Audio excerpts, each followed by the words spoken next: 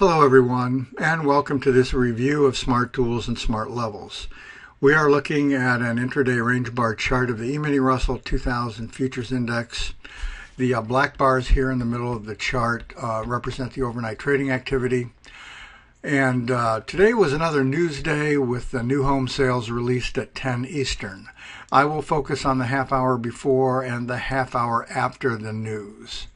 Now, this red bar here is the first bar of the day session, this bar with the red arrow over it. And you'll notice that I have drawn this heavy green line at the price level of 700. In my trading career, I have noticed the importance of whole numbers vis-a-vis making trading decisions. They are extremely important as support and resistance. And you can see this 700 level did hold as support very well. And in fact, the trade was invalidated by the SmartLevels as the entry was here in no man's land and the targets were on the other side of this smart level. And as price reversed off of the 700 level, we got another trade set up. Let me get out of background dragging mode here. Okay. And let me show you the first long setup of the day. This is an interesting setup because the entry is right on the smart level.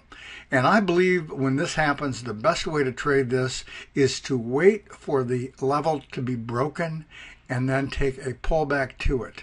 And in this case, it worked out very well as the trade went to both profit targets and narrowly missing the overhead smart level.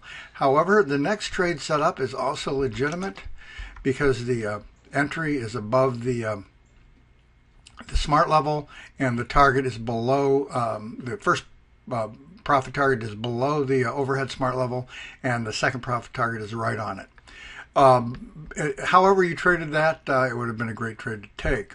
The market pulled back from here and this smart level acted as support. And this is a legitimate trade to take in my opinion because the entry is above this smart level, the targets are below the smart level, and this is also an excellent example of when to shoot for the overhead smart level, which was reached very easily. The market pulled back from here as we got into the release of the news, and these first two trade short setups were invalidated in my opinion. First of all, it's right after the news. The market's moving very fast. You can see the timestamp of this bar has the same timestamp as this. The smart levels invalidate the trade. The entry's above the smart level. The targets are below. The same for this. The market's moving quickly. The timestamp of this bar is the same as the timestamp of the bar we chose. The entry, though, is validated by the smart level, and you can see it does not even reach the first profit target. The market goes back up higher here, and we're just a few minutes after the news release. And this is a valid trade, validated by the smart levels. The entry is below. The target is well within a reachable range.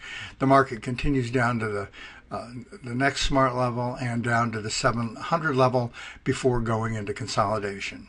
Well, that's all for today. So long for now.